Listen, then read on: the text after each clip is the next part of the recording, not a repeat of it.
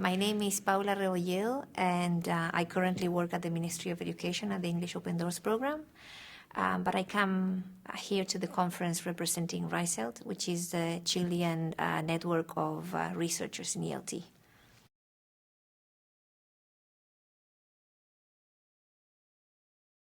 What I wanted to do, since we've never had a Chilean plenary speaker before, what I wanted is basically to kind of go back into trying to explore what we are, where we are now, trying to make a match with the conference title. So I wanted to kind of go through the evidence of where ELT, EFL is at the moment in Chile, and then trying to propose some suggestions about how we should move forward, particularly in terms of more of a evidence-based approach to teaching.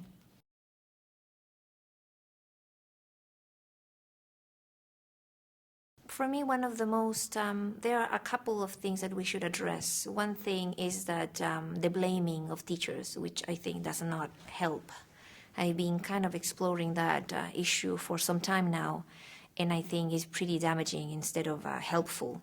So if we are going to try to raise the confidence of teachers, if we are going to give them opportunities to improve, then we need to trust them. And to be able to build trust, we need to stop blaming them for everything that happened. So that's one thing. And then the second thing is try to build evidence that comes from our context. We are so used to looking at what happens elsewhere and looking at across our borders to find for solutions. And always trying to get external support. And I think what we should be doing is to looking into our own classrooms, collect evidence about what our students are doing, what we are doing, and then try to propose solutions of how to improve. I wouldn't come up with any solutions now because that's exactly what I'm trying to avoid.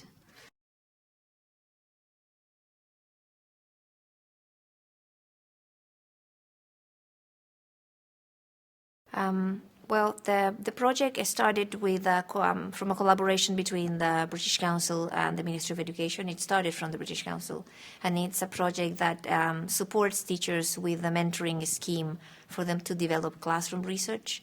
Exploratory action research is the approach that they're using, and it's been a very rewarding experience for me, and I think for the teachers as well. For me, it's being an amazing learning curve to try to understand more what teachers go through on a daily basis, on the kind of pressures that they have on their daily working life, and then, but at the same time, to be able to notice that there is possible for them to look into their own practice and make a change, but not about their changes do not come from what we tell them. The changes come from our support by helping them find their own answers.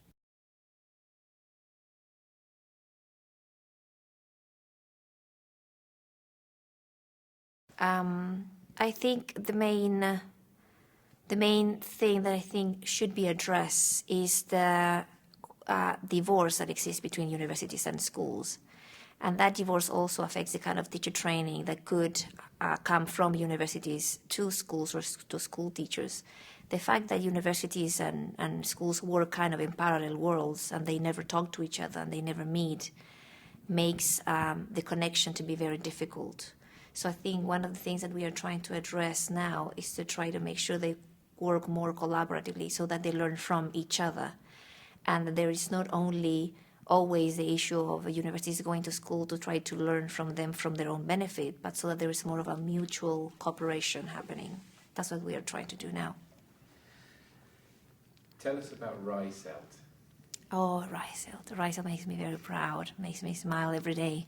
What does it stand for? RiCELT stands for Red de Investigadores Chilenos en ELT. I know it's a bit of a Spanglish, but we liked it like that because it's kind of the way we are. It's kind of a mixed identity situation that English teachers face. It's an organization that tries to promote research, tries to provide opportunities and avenues to share research for researchers. And we are trying also to inform about the research that has been carried out and how it could inform practice.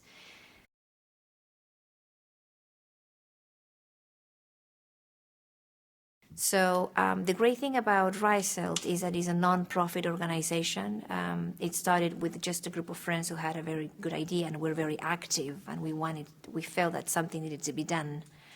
But the great thing is that it also includes everybody. So it's not only university-based researchers, it's school researchers, it's teacher trainers as teacher researchers themselves.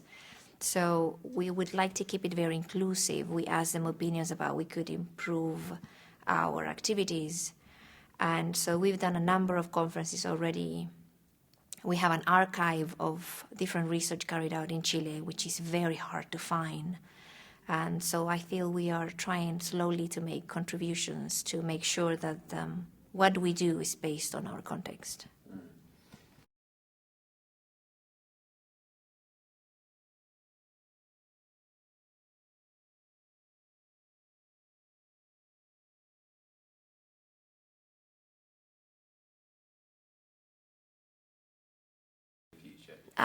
In the very near future, we would like to do more activities about research, informing research and sharing research in pre-service education, because we've done it with MA students in ELT and with school teachers. We would like to do more with pre-service teachers now.